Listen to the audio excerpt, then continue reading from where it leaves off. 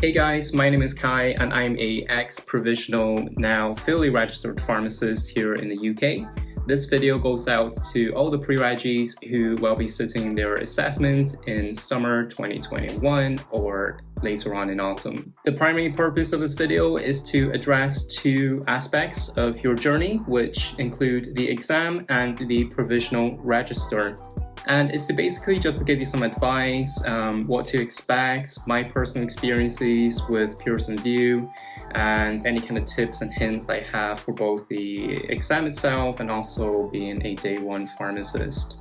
So quickly, my background is in community. I did my pre-reg in community and I have since then worked in community up until now. In terms of the exam itself, the first and foremost thing to do is to go into the GPhC website and watch their video on how to prepare for the assessment. It's like a 30-minute video and basically they just tell you everything in terms of the software that Pearson Vue is going to be using, and they address pretty much any of the frequently asked questions that you may have. In terms of preparation between now and July/November, there are various things that you can do on a daily basis to prep yourself and to make yourself feel assured. So certain things like doing calculations on a daily basis, I'm sure you've heard this like a million times, but it really is just the only way to do it. You just have to do calculations every day, just over and over and over again. Other aspects that you can do right now is to read the guidance on the day guidance in the GPhC website. It's a PDF and you can just read about it and know what to expect. In terms of Pearson Vue as a venue and my experience with it, I must say I had a very positive experience in the end. It was not so easy to begin with, but you just need to be prepared. That's it. You gotta get your accommodation in place. You gotta plan the journey ahead. I'm from Glasgow, but I had to do my exam in Inverness. Originally, I was going to do in Wales, and that was not ideal, but that's another story. Anyway, in terms of accommodation, book way in advance, and I would recommend, if you are going to be traveling away from home, to take at least 2 nights in the location that you're going to be sitting your exam, because you don't really want to be just arriving in this new location and then having just stay there 1 night and have this huge exam to do the next day. So I would recommend personally to take 2 days if you are traveling away from home.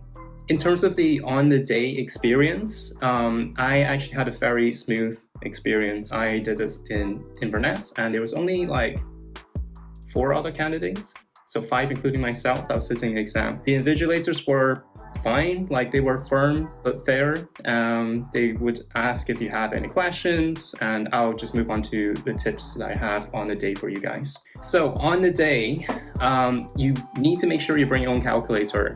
There are no calculators at hand. These guys don't hold calculators for you at all. So make sure you have your calculator and make sure it's approved by the GPhC. You can find out the approved list of calculators on their website. I would recommend that you have 2 calculators at hand. You're only allowed to take 1 of them in to the exam with you, but it's nice to have a second one in your backpack, just in case.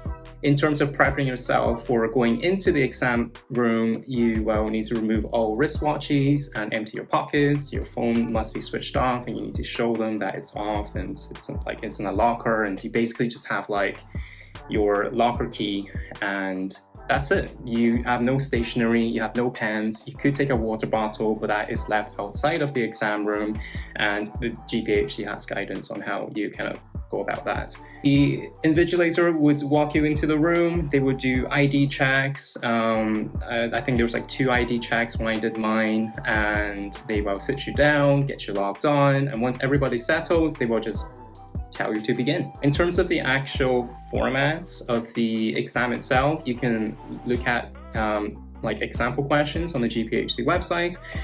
It's pretty much identical to what they're showing you. I actually quite like the format. I quite enjoy the fact that I can just click on the questions and you can adjust the size of the screen. So you have your paper and your answer sheets, and you get to adjust how much of the screen that is taking up. So that's pretty cool. There is a calculator built into the Pearson Vue software, but I don't imagine you will be wanting to use that. It's pretty cumbersome, to be honest, and you would probably just bring your own calculator. So between now and the exam, what can you be doing on a daily basis? On track. The RPS on track software is pretty good. The questions are pretty easy, but I must say that some of the past papers I've done compared to the actual exam itself, I generally thought the exam was okay, like easier than the past papers. They have a calculations function. They also have a single best answer and extended matching answers. There are other programs, softwares, resources that you can be using. I use something called passmedicine.com. It's primarily kind of aimed for medics, but if you do go on it and sign up, it's free of charge.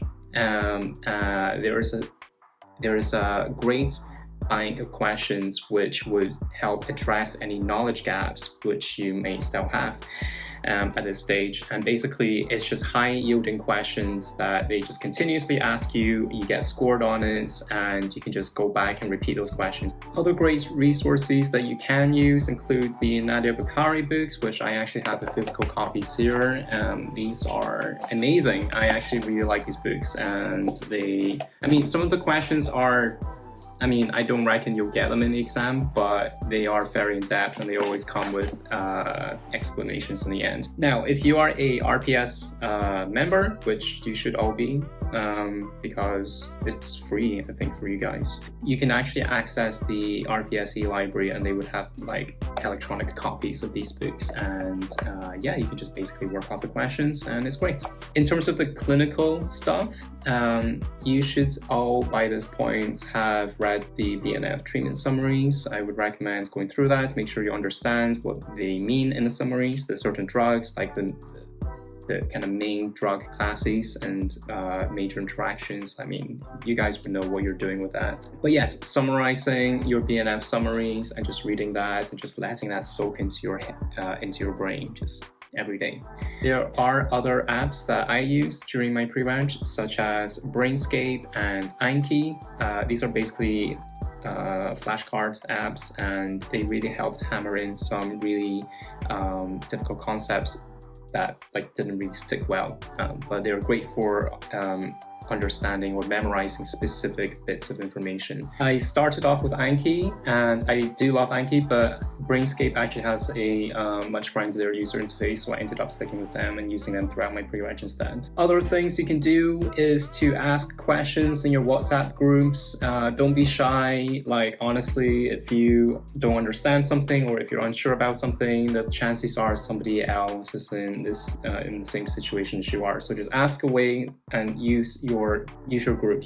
There are certain pages that you can follow on Instagram. A lot of them have popped up in the last year or so. Stuff like Revise Pharma, Pharma Simple, Pre-Reg Room, Micro Pharma, Pro Pharmacists. All of these Instagrams have questions and answers and explanations, and it's really great.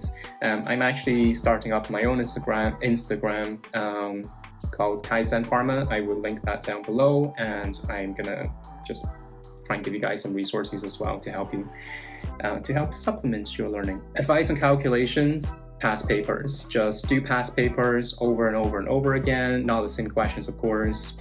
There are actually calculation questions in the Nadia Bukhari books. You tend to find that all these questions, there are question types, and you can very quickly recognize what question type this question is. So the sooner you're able to, develop that sixth sense in understanding, as soon as you look at a question that, oh, this is a dilution question, or this is a molar question, the better it's going to be for you on the day. So I'm realizing that this video is getting quite long, and I'm going to break up this into two parts. So this is part one. Right before I go, I'm going to show you the writing material that you're going to be getting at Pearson Vue, because I actually went on Amazon and, I actually bought it. So this is the thing here. It's pretty self-explanatory. This is actually the size of the paper, or well, not paper, but the size of the sheets that you're going to be writing on. Inside, you get these grids, and it's basically just laminated paper. So you don't actually need to buy this. You can just laminate some paper, and this is the pen that they give you.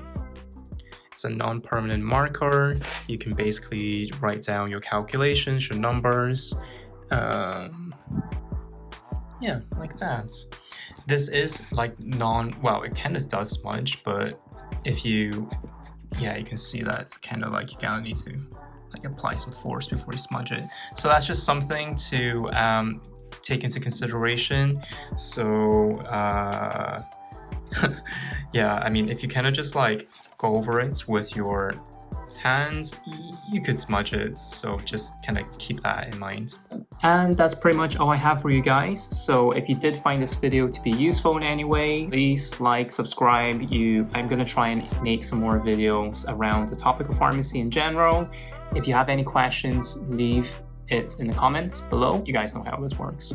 Anyway, I know there's only really a couple of weeks now before your exams, so I just want to wish you the very best. You will surprise yourself in how much you actually know at this stage. Just gotta go in confident and know that you've done the preparation for it. So all the best, and I'll see you on the other side.